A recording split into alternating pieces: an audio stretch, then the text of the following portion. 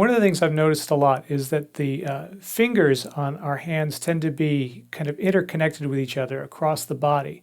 So when we try to do something with the index finger on our right hand, our left hand wants to also do something with the index finger.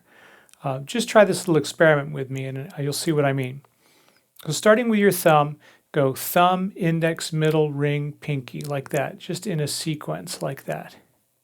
It's really easy when you're doing the same fingerings. Now switch it so that you're starting with the pinky on your right hand, but still starting with the thumb on your left hand, so you go opposite directions.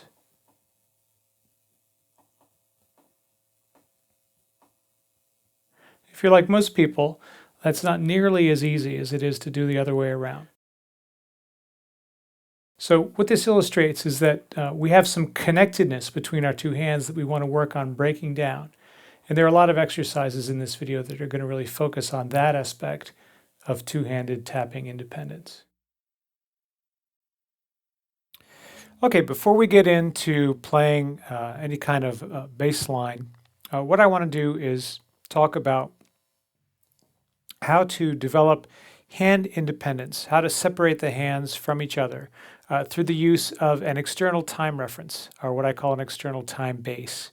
And what I mean by that is that having an external reference point that each hand can relate to so that they don't have to relate to each other. This I find to be a really helpful strategy when you're trying to play independent parts on the stick. So what I want to start out with is finding what that ideal reference point is going to be for each of us, which is it's a very personal kind of a choice. Like some people like to tap their foot, other people like to bob around, some people like to nod their head. To me, the best choice was to tap the left foot because it helps to reinforce the timekeeping aspect of the left hand. And as I started to work with guitar players and bass players over the years, one thing I noticed was that their right hand was so dominant in terms of what was happening on the board. And a lot of them tapped their right foot. And this just reinforced the dominance of the right hand, and it made it impossible for the left hand to develop its own kind of relationship to the music as a whole and to function independently. It was always taking cues from the right hand. So I'd like to suggest, especially if you're a guitar player or a bass player, that you give your left hand a chance to catch up and start tapping your left foot.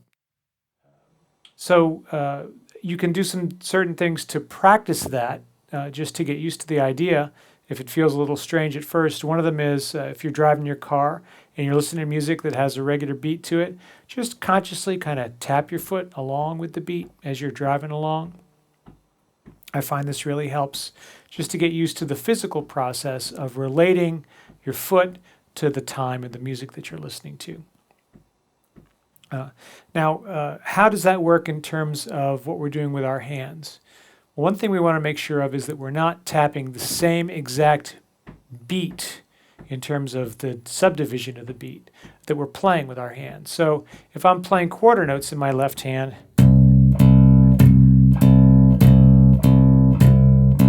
I don't want to have my foot tapping at the same exact beat because there's no relationship there. It's an exact correspondence. And so and that's just going to make the left hand too dominant in terms of what's going on with the right hand. So if I'm going to play quarter notes in my left hand, 1, 2, 3, 4, I want to be tapping half notes with my foot. So I want to go.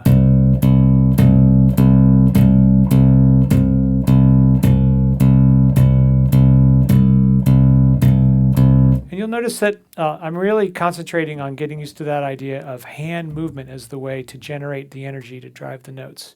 So I'm playing a C.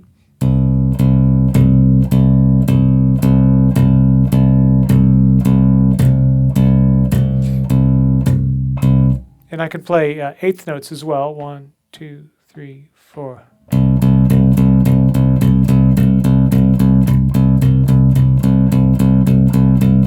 And again, I'm just trying to get into that sweet spot just behind the fret with every note.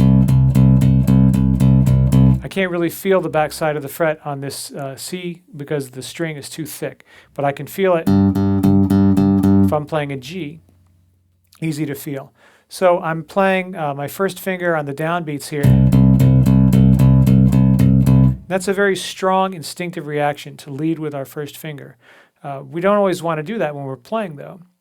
Sometimes we want to be able to lead with our second finger playing the downbeat. So let's see how that feels.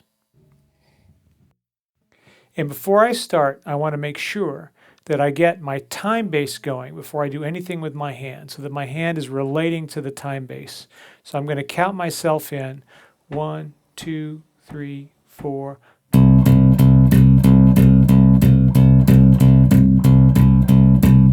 I'm going to do it again with my first finger on the downbeat. 1, 2, ready, go.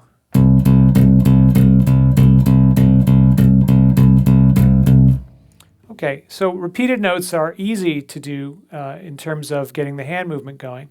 Let's try to play a little bit of this with some different kind of intervals just to see how that feels. So again, I get my time bass going, and I'm going to play just half steps across the strings and back. So I'm just going to start on the low E, and I'm going to switch from string to string.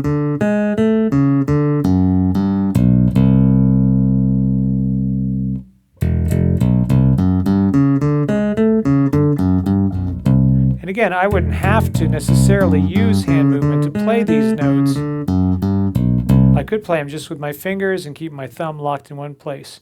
But I'm trying to cultivate that feeling of hand movement along the string, because I believe it's going to give me much more rhythmic confidence and much more precise timing and just a big fat bass sound because there's more energy going into the string. More energy in means more vibration and a bigger sound coming out. So again, I get my time bass going. I'm going to start on this E, and I'm going to go 1, 2, ready, go.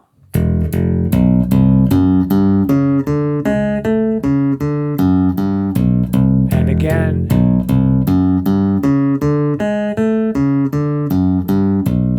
Okay, so hand movement is going to also take care of the release of the notes. As I'm descending, not only do I get a nice, strong, consistent attack on every note, but I don't have to worry about lifting up my finger before I play the next note. The hand movement's going to take care of that for me. So here's my time bass. 1, 2, start with the second finger on the F. 1, 2, ready, go.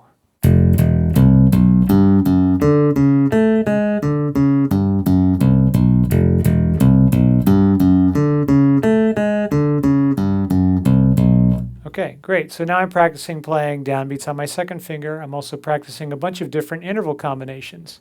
As I'm going up, I'm practicing ascending half steps. I'm also practicing an ascending tritone. Okay, or flatted fifth. Now when I'm going down, I'm practicing different intervals. I'm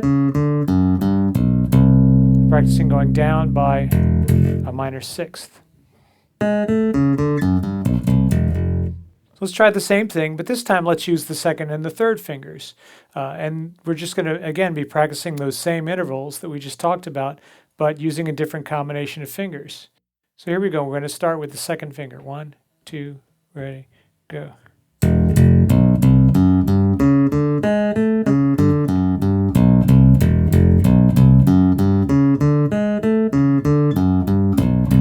Okay, now, if I try to do that with my fingers alone,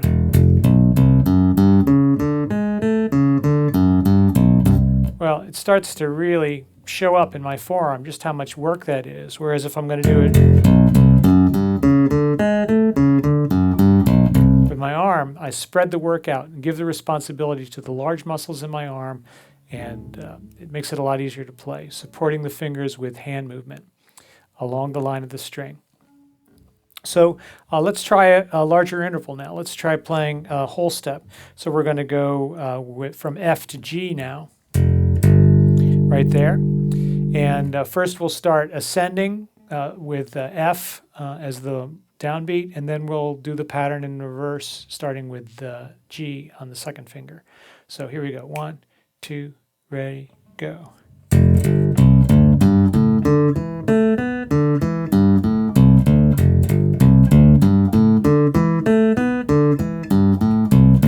now we'll switch it up. Start with the second finger on the G. 1, 2, ready, go.